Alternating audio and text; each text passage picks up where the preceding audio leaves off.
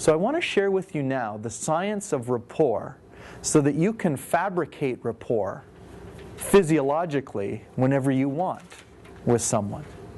Okay? Now again, you're using this because you want to build the connection so that you can have a greater impact on their relationship. One of the biggest things, and so let me just pause now and just ask this question. How do dogs greet one another? They sniff each other's butt. Bill, you're very quick with that answer. I'm glad you signed the release form. No, but the reality is that, yeah, I haven't had it handed in yet. The reality is that dogs are bum sniffers, right?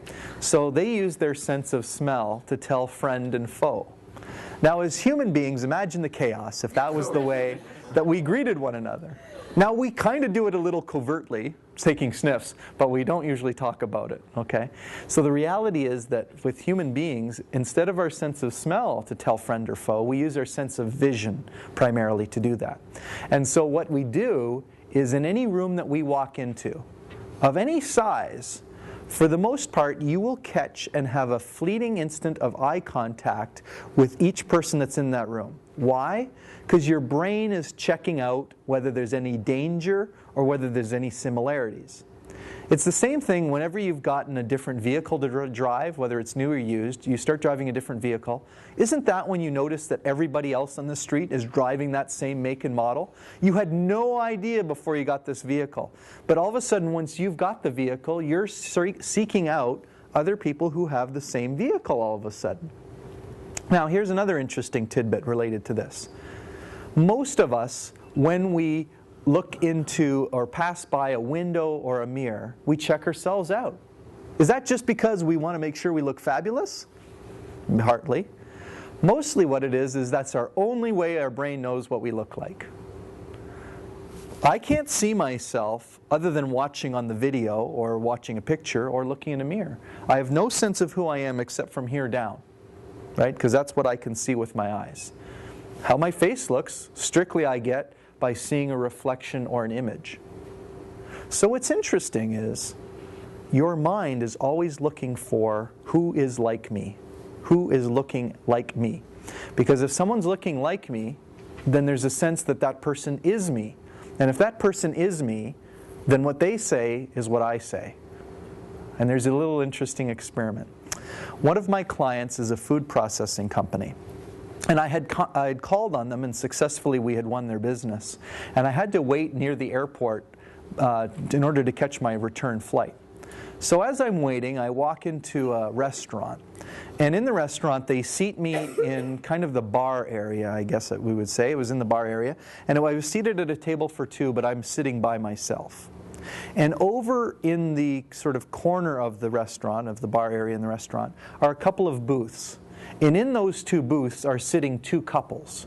And of the two couples, the women in the couples, they're not together, but the women in the couples are facing sort of in my direction. They're kind of facing this way. I'm facing this way.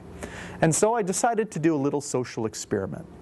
What I did is out of the periphery of my vision, I would notice when they would take a drink or take a sip of their drink or, touch their face or whatever. And what I would do in a non-stalking, non-staring kind of way is I would simply copy those mannerisms. So they would take a drink of their drink, I would take a sip of my drink. And again, they're not together, so I'm just copying the body language. And then, they would, touch their ear or play with their hair or touch their nose or whatever, and I would kind of do the same thing. Not exactly, but within about a minute of when they would do it. Just copying that body language. And I did that for about 5 to 10 minutes. And then what I did is then I decided I would lead. So I would take a sip of my drink and they would take a sip of their drink. And I would kind of touch my nose and they would touch their nose. And I would pull on my ear and they would pull on their ear. So what was interesting is once the physiological rapport was established, they were locked in. And again, this is all without sort of locking eyes or any kind of mimicking. It's simply because the subconscious is constantly scanning for similarities through its periphery, and it's very powerful. It's very susceptible when it notices things that are similar.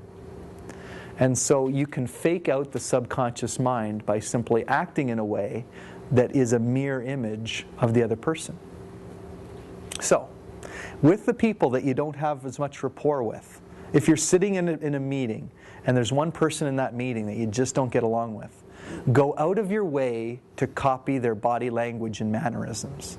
And you don't have to do it in a miming kind of way, right? You just have to do it in subtle ways. So if they lean forward, you lean forward. If they tend to gesture with this hand, you'll gesture with your other hand from across the table. Because what that does is it shows them that you're exactly like them.